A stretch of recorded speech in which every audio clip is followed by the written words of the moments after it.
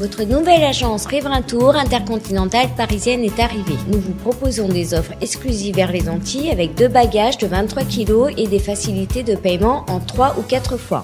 Nous organisons des séjours complets comprenant les vols, l'hôtel ou l'hébergement chez l'habitant, des croisières, des circuits ainsi que des locations de voitures avec ou sans chauffeur. Pour tout renseignement, contactez l'agence Riverain Tour intercontinentale au 16 rue Lamblardy, Paris 12e, métro Doménil. Téléphone jusqu'à 22 h au 09 78 80 13 39. Guadeloupe, actualité.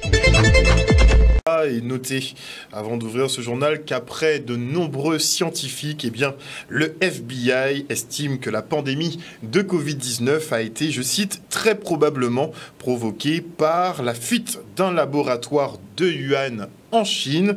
Bon, on a l'ambassade de Chine en France qui dément formellement toutes les accusations formulées, notamment aussi par Elon Musk, le nouveau propriétaire de Twitter, qui n'arrête pas de lâcher des dossiers sur son réseau social. Et notez qu'à compter d'aujourd'hui, les hexagonaux découvrent le prix encadré des carburants annoncé par Total. Le groupe bloque le prix à la pompe à 1,99 €. Notez que ces prochains mois aussi, les produits alimentaires devraient augmenter avec une inflation estimée à 25 %. Et le non-lieu requis par le procureur Xavier Sicot dans l'affaire Claude Jean-Pierre ne cesse de faire des émules. Les 7 parlementaires guadeloupéens, le président du département, des maires et des personnalités de la société civile n'ont pas manqué de donner leur position quant à cette demande de non-lieu. Le collectif contre violence à gendarmes tenait d'ailleurs une conférence de presse sur l'interpellation violente ayant entraîné la mort du sexagénaire. On fait le point. C'est important à la fois d'avoir la vérité pour avoir la justice. Et clairement dans ce dossier, nous n'avons pas la vérité. La vérité du juge d'instruction n'est pas la vérité des faits. La vérité des faits, nous l'avons visionnée. Des milliers de gens ont visionné la vérité des faits. Et la vérité du juge d'instruction, c'est de demander, de faire une réquisition pour demander au juge de prononcer un non-lieu. Il est le seul à ne pas avoir vu que 2 gendarmes ont pris un monsieur de 67 ans, l'ont sorti de force par la portière côté conducteur et lui ont brisé 2 vertèbres et il est tombé inerte sur le sol. Alors comment peut-on requérir un non-lieu dans ces conditions? Il apparaît clairement que là, nous ne sommes pas en présence de la recherche de la vérité et nous ne sommes pas non plus en présence de la justice. Ce n'est pas justice que de demander un non-lieu. Une fois que nous avons eu les images, qu'est-ce que nous avons vu? Nous avons vu un monsieur rouler paisiblement, répondre aux injonctions des gendarmes et se garer gentiment à côté de la route comme on lui demandait. À aucun moment, on a de signe d'énervement. La seule chose qu'on voit, c'est 2 gendarmes qui le prennent de force, côté passager, ne se donnent même pas la peine le temps d'ouvrir la portière, le passent par la vitre, font sa tête heurter le plafond de la voiture, lui cassent des cervicales, il tombe inerte. Et le 3 décembre, il décède. Voilà la réalité. Ensuite, on a vu toutes les obstructions de la part de la justice. On interdit, une fois que la vidéo est parue, pour punir la famille, pour punir Fatia et son compagnon, qu'est-ce qu'on fait? Eh bien, on leur interdit d'avoir accès au dossier si leurs avocats ne sont pas présents. Mais en réalité, ils sont en France, ils habitent en France, et leurs avocats sont en Guadeloupe. Ça revenait tout simplement à leur interdire d'avoir l'accès au dossier. C'est ça la réalité. Ensuite, le juge, à l'instruction, ne respecte pas les délais pour la communication des pièces. Et ils ont souffert durant toute l'instruction de cette affaire des obstacles mis par le juge. Et notez que la fille de Claude Jean-Pierre, Fatia Alcabellar, et son beau-fils Christophe Sinan viennent d'arriver sur le département. Une conférence de leur avocat se tiendra ce jeudi et une mobilisation sur la place de la Victoire sera organisée vendredi à compter de 19h. Et on enchaîne avec le séminaire de restitution des travaux autour du plan pluriannuel de l'énergie à la région Guadeloupe. L'objectif étant à terme de diversifier les sources d'approvisionnement avec une mention spéciale pour la géothermie. On fait le point. La région Guadeloupe et l'État ont coélaboré et pour pouvoir organiser cette manifestation, cette concertation, et qui était dans le but aujourd'hui de récupérer ou du moins de rendre compte de tous les travaux qui ont été faits et par les acteurs locaux.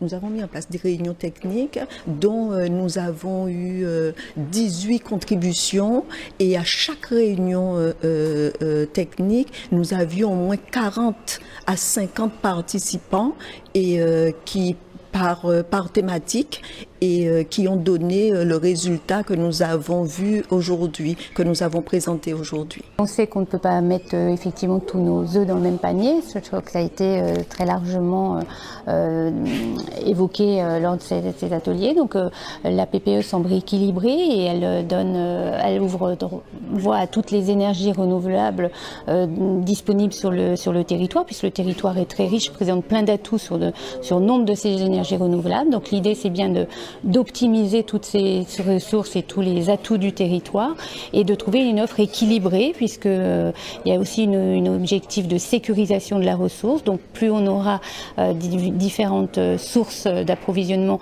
plus on sera résilient. Donc c'est cet équilibre qu'on essaye de trouver dans la PPE. Quand vous connaissez un peu l'impact ou l'hypothèque qu'il y a sur les énergies fossiles, notre territoire doit se donner les moyens d'arriver à une résilience énergétique, et on a la chance, ou même par le travail que nous avons réalisé à la région, toute gouvernance confondue, on a une habilitation qui nous permet de bâtir notre projet. C'est important que je puisse à la limite participer, mais aussi dire l'importance qu'il y aurait aussi d'accélérer aussi la production d'énergie renouvelable, comme la France, l'Hexagone l'a fait il n'y a pas longtemps là, en votant une loi d'accélération des énergies renouvelables. C'est un travail très intéressant qui a été proposé ce matin. On a eu un débat sur la géothermie qui mérite encore d'être approfondi. Et bien sûr, cette transition énergétique nous conduira à aménager autrement notre territoire et bien sûr à entrer dans une phase de formation, de GPEC, de la gestion prévisionnelle des emplois et des compétences pour assurer cette transition-là. C'est un sujet intéressant et que la Guadeloupe mène avec passion, mais avec raison, et car on ne pourra pas tout faire en un seul texte. Il faudra quelques années avant d'arriver à cette résilience énergétique. Vous avez pu noter la présence du docteur Henri Joseph qui défendait effectivement le dossier de la géothermie bouillante. Et il semble que le dossier pour la création de nouvelles centrales déposé par Gérald Bougré ne soit pas arrivé sur le bureau de l'ADEAL. La date limite de dépôt est fixée au 15 mars. Reste à savoir si le nécessaire sera fait dans les délais impartis. Parlons maintenant du DUST de préparateur technicien en pharmacie, qui est une formation universitaire sélective par alternance reconnue de niveau Bac+2. Créée en 2022, elle succède au brevet professionnel de préparateur et permet de travailler dans les pharmacies d'officine. Cette formation permet d'acquérir les connaissances théoriques et pratiques nécessaires à l'exercice professionnel, d'acquérir la connaissance des grandes classes de médicaments, leur voie d'administration, mais aussi la législation pharmaceutique, la gestion des stocks et l'accompagnement du patient. Elle a été présentée par le syndicat des pharmaciens de l'archipel. Regardez. Dans les années 80 à 2000, en tant que président du syndicat des pharmaciens, j'avais mis en place la formation des préparateurs et des préparatrices en pharmacie, parce qu'il est important que nos collaborateurs qui nous secondent aient une formation de qualité pour pouvoir répondre aux attentes des patients qui sollicitent la pharmacie et qui puissent donner des bons conseils, de bonnes explications pour les traitements qui sont faits et que le malade soit satisfait de la qualité du service rendu. Aujourd'hui, il y a 20 ans que nous avons eu nos premiers diplômés et c'est aussi une façon pour nous de mettre à l'honneur cette formation et de présenter aussi la nouvelle formation qui devient une formation universitaire puisqu'à compter de septembre 2023, nous allons former pour préparer le DUST, préparateur en pharmacie. On a besoin aujourd'hui de personnes formées, intéressées et de pouvoir élargir la profession à d'autres milieux. Puisqu'en fait avant, le préparateur en pharmacie est un petit peu cantonné à l'officine, tandis qu'avec le DUST, en fait, ils auront la possibilité d'élargir un petit peu leurs compétences et de toucher à d'autres environnements professionnels comme l'industrie ou bien le milieu hospitalier. Et du coup, c'est toujours un bonus, c'est un avantage pour le préparateur en pharmacie de savoir qu'il peut, si d'autres voies l'intéressent, se porter à d'autres perspectives. Un diplôme qui évolue, puisque c'est un métier qui évolue, et un diplôme qui sera dorénavant un diplôme universitaire. Comme vous le savez, l'université c'est le Graal. Donc quand vous arrivez à l'université, là, vous apprenez de plus en plus de choses. Donc on demande à la base une formation solide. Donc ce qui veut dire qu'on aboutit aujourd'hui à une formation qui est solide. La possibilité de déboucher va s'agrandir parce qu'en fait c'est un diplôme qui sera reconnu un diplôme universitaire avec une possibilité d'évoluer soit en licence pro ou alors dans d'autres formations universitaires en rapport avec le secteur parasanitaire. Un reportage signé Maxime Morel. Et on part maintenant pour l'inauguration du Jurassic Island à Sainte-Anne, un nouveau parc d'attractions lancé par Joël Deschamps. C'est un peu dans la lignée des Carré Coco, mais en plus beaucoup plus singulier quand même. Hein. Regardez. Ce tout nouveau parc Jurassic Island qui vient d'ouvrir ce jour à Sainte-Anne. Il s'agit d'un parc dédié aux dinosaures, c'est le premier de la Caraïbe, avec des dinosaures animés à taille quasi réelle et donc avec un scénario digne d'un film, l'histoire de se plonger dans un autre monde pendant un instant. Le Jurassic Island, c'est autre chose, c'est premier dans la Caraïbe. Il n'y en a nulle part. Et on parle surtout des dinosaures. Donc pour ceux qui connaissent le film Jurassic Park, ils vont se retrouver vraiment dans le film s'ils sont à Jurassic Island. L'initiative est née d'abord de l'entreprise Karukiraland, déjà connue du loisir et du tourisme en Guadeloupe, par l'initiative de son gérant, donc Monsieur Joël Deschamps, qui a eu l'idée folle de se dire bon ben voilà, on aura des dinosaures en Guadeloupe. Sincèrement, je me suis posé la question, mais qu'est-ce qu'il va nous faire encore? Puisque je me suis dit, mais des dinosaures, pourquoi, etc. Mais aujourd'hui, en travaillant sur le projet et en voyant leurs résultats aujourd'hui, je me dis que finalement, l'idée n'était pas si folle et elle était au final merveilleuse. On dit souvent, le parc, c'est dès la naissance, donc depuis 3 mois jusqu'à 103 ans. C'est vraiment pour vous dire que on a vraiment pour tout le public. On a le baby arrière pour les tout petits, on a la pataugeoire pour les petits. Pour les vétérans, donc les messieurs, donc ils aiment jouer à la pétanque. On a également un terrain de pétanque. S'ils veulent s'installer tranquillement, faire une partie de belote, une partie de domino, c'est possible aussi. Pour les jeunes, les actifs et tout, ils veulent des toboggans. On a des toboggans, on a des plus grands toboggans. On a le toboggan qu'on a, il a 12 mètres de haut. Et c'est pas fini, on a autre chose qui arrive. On n'a pas fini, on continue toujours d'investir pour faire plaisir vraiment à tout le monde, à tout le public. Waouh, il faut s'accrocher pour le coup, réalité virtuelle. On plonge directement dans la forêt à bord d'un engin, on ne sait pas lequel, ça bouge énormément et on a vraiment l'impression d'y être pour le coup. Et c'était fun, c'était vraiment fun à faire et à découvrir.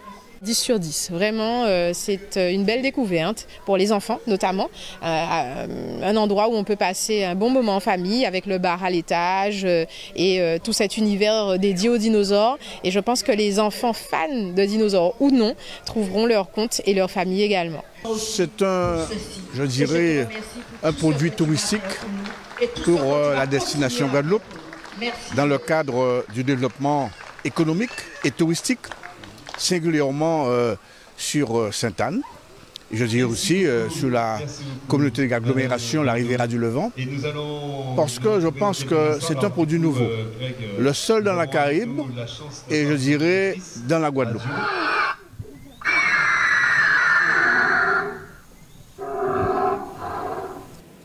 Et j'en profite d'ailleurs pour faire un clin d'œil à un de nos anciens stagiaires, en la personne de Léo Desilles, qui est un grand passionné de dinosaures, justement. Il nous a beaucoup appris lors de son passage à Canal 10 Télévision, et notamment que beaucoup des dinosaures qui sont représentés justement dans les films comme Jurassic Park ne correspondent pas du tout en fait aux vrais dinosaures ou à ce à quoi ils ressemblaient en fait à l'époque. Parenthèse. Et on se rend maintenant à la bibliothèque de Sainte-Anne pour la remise des prix du concours de poésie de la ville, le Poétique Loquence. Une occasion effectivement de véhiculer pas mal de valeurs selon effectivement les poètes. Regardez. Ce soir, nous sommes à la bibliothèque municipale, au centre culturel de la ville de Sainte-Anne, dans le cadre de la remise des prix au concours de poésie, Poétique Loquence, organisé donc par la ville, et qui est une manifestation qui entre dans le cadre des activités de la ville, et précisément pour permettre à la population, notamment à ceux qui ont des velléités en termes d'écriture, de s'exprimer, car la poésie, nous le savons tous, c'est un moyen d'expression, expression de sentiments, expression de tout ce que l'on ressent, de tout ce qu'on a envie de dire. Et nous avons le plaisir aujourd'hui précisément de recevoir les lauréats, et je puis vous dire que c'est une manifestation qui prend de plus en plus d'ampleur, et car les gens participent, il y a un engouement nouveau vraiment qu'on a pu voir aujourd'hui. Je trouve que déjà le fait qu'une collectivité organise des concours de poésie, c'est déjà une opportunité qui est donnée à tout un chacun de pouvoir s'exprimer, et surtout en créole, mettre créole devant, c'est ça qui est important. Et pour moi, c'était relever défi là, c'est-à-dire thème là, c'était simple, c'était éphémère. On attend éphémère en français, il inspire en créole, il est un petit genre plus compliqué. Mais dit bon, l'essentiel pour moi c'est de participer. Et du coup, bon, c'est ça en fait. Et en pâté qu'à attendre moins qu'à ce qu'est imprimé, et voilà. Mais pour moi, le fait que tout le monde qui participe, tout le monde gagne.